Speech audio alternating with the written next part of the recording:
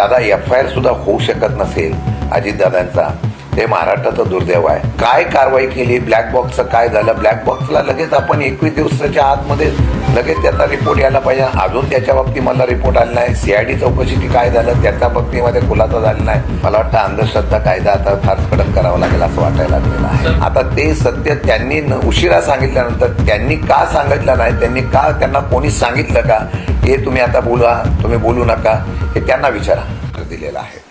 खरं म्हटलं तर मला कळत नाही की आम्ही त्यांच्या पक्षाचं रोहित पवारांनी डॅमेज करण्यासाठी एवढी 5 कोटीची सुपारी दिली अशा प्रकारचं वक्तृत्व करणं हा बालिशपणा आहे.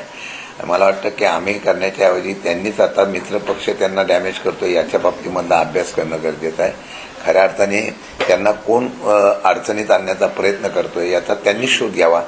मित्रपक्षाच्याकडं आपण तशा असलेल्या काही घटना बघितल्या, त्याचं उत्तर त्यांनी शोधावं.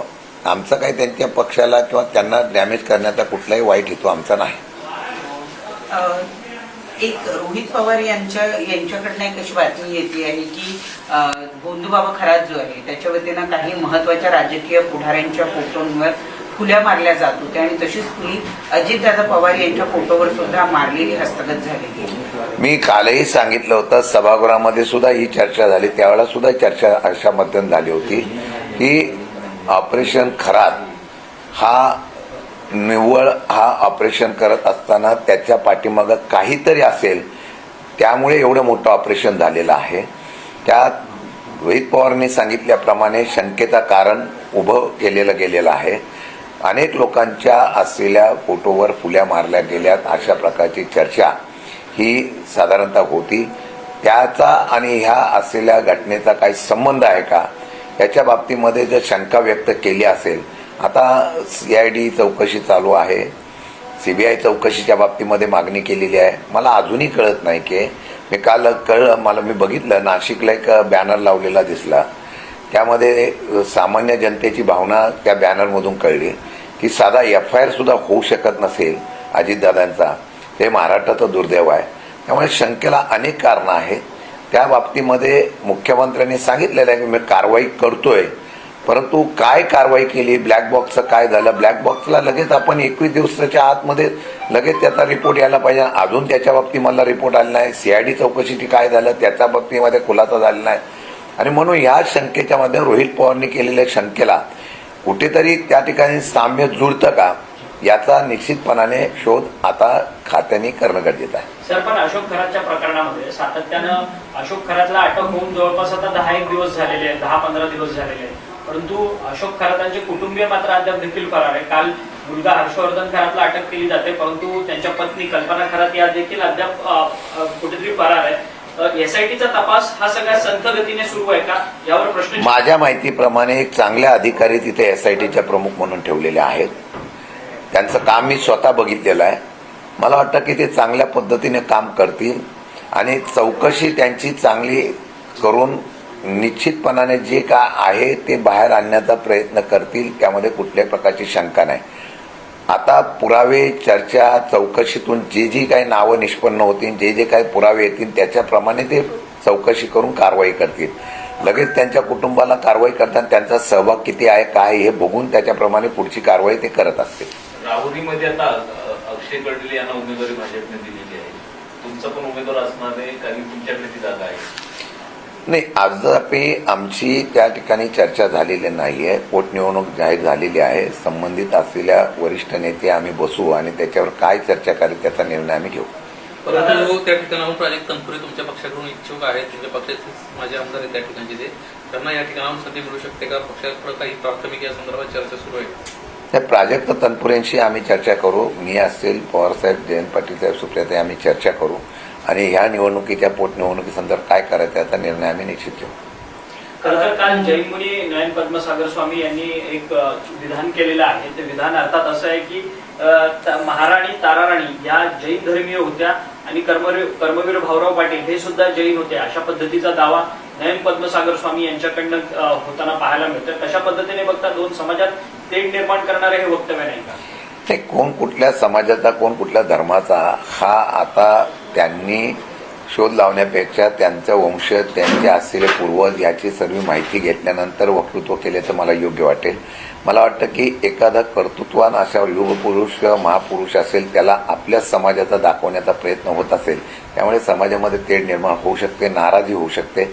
मला वाटतं तर सध्या महाराष्ट्रामध्ये एवढंच चाललेलं आहे की धर्मवाद हा जास्त चाललेला आहे. त्यामुळे मला वाटतं त्या संदर्भामध्ये वेगवेगळ्या प्रकारच्या अशा प्रकारच्या वक्तृत्व रोज आपल्याला पाहायला मिळते. त्यात आश्चर्य वाटायची गरज नाही. सर, या आताची सगळ्यात मोठी एक हे बातमी सगळा आहे. कार्यक्रम होत सर, असताना उपमुख्यमंत्री एकनाथ शिंदे देखील त्या ठिकाणी उपस्थित होते आणि स्वतः मुंबईच्या महापौर रितू तावडे यांनी देखील आपल्या भाषणामध्ये दावा केला की माझा बंद गळा देखील बाबांमुळे चमत्कारिक पद्धतीने सुरू झाला, अशा पद्धतीचा दावा रितू तावडेंनी केला. मला वाटतं अंधश्रद्धा कायदा आता फार कडक करावा लागेल असं वाटायला लागलेलं आहे. सर, कालची एक मोठी बातमी आहे. काल सुनील तटकरे एबीपी माझावर होते आणि त्यांना स्पष्टपणे असं म्हटलं की विलगीकरणासंदर्भाची माहिती जी आहे ती अजित पवारांकडून आपल्याला आली होती, कल्पना होती आपल्याला या सगळ्या विषयात. खरं तर याच्या आधी ज्यावेळेस तुमच्याकडून विलगीकरणासंदर्भात बोललं जात होतं त्यावेळेस त्यांच्याकडून एक स्पष्टपणे म्हणण्यात आलं होतं की विलगीकरणाची अजित पवार मी प्रदेशाध्यक्ष असतं तर नक्कीच माझ्यासोबत चर्चा केली असती. आम्हाला या संदर्भात कुठलीही कल्पना नव्हती. त्यामुळे आता कुठेतरी एक खोटं बोलतायत का ते, किंवा त्यावेळेस खोटं बोलले आणि आता त्यांच्या तोंडातून खरं आलंय का? नाही, आम्ही हे सातत्याने हेच सांगत होतो की जी चर्चा झालं होतं सत्य होतं, ते सत्य आम्ही सांगत होतो. पण त्यावेळेला सांगितलं अशा प्रकारची कुठली चर्चा झाली नाही असं सांगितल्यामुळे एक लोकांमध्ये संभ्रम निर्माण करण्याचा प्रयत्न होतो का काय, म्हणून ती आम्ही चर्चा थांबवली होती.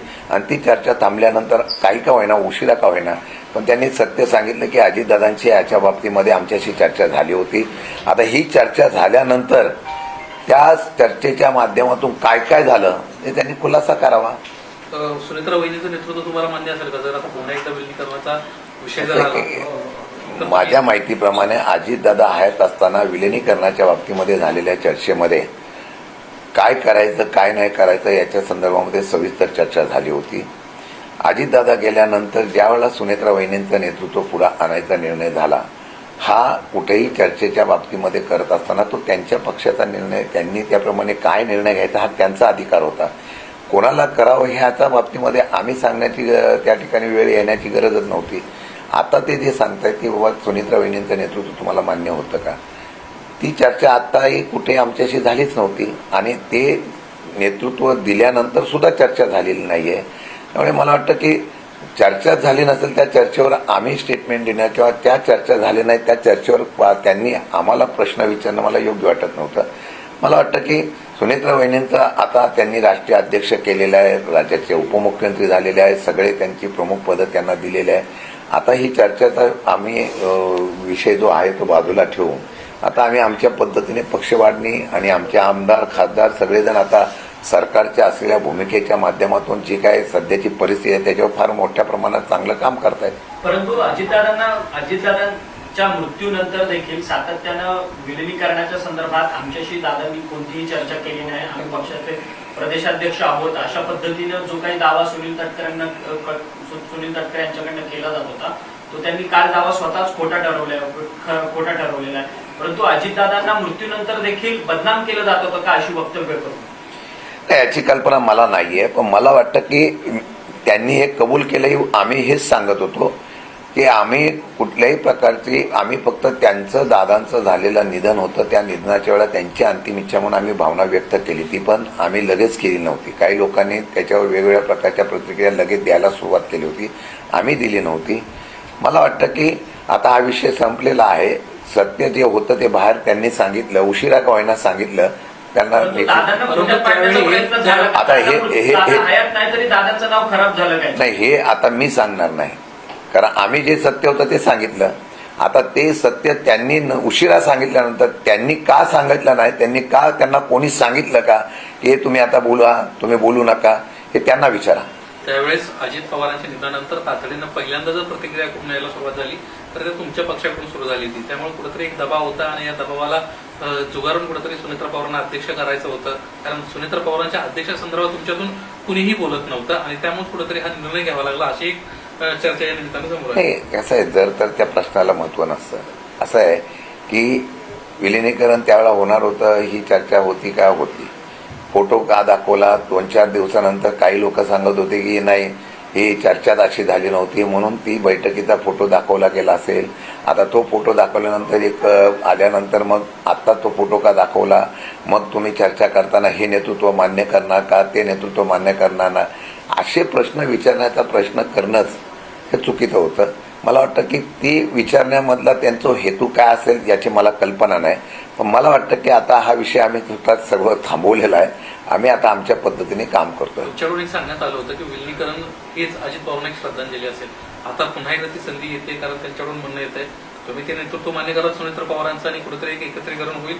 आता कुठल्याही प्रकारची अशी चर्चा मीडियावर आहे, कुठली चर्चा आमच्यावर नाही, कुठली चर्चेचा आता सध्या विचार पण नाही. त्यामुळे जर तर त्या प्रश्नाला मी उत्तर देणार नाही. परंतु सातत्यानं सुनील तटकरे असतील किंवा प्रफुल्ल पटेल असतील यांच्याकडनं सुनेत्रा पवार यांची फसवणूक होते का असा देखील सवाल या निमित्ताने उपस्थित होताना पाहायला मिळतं.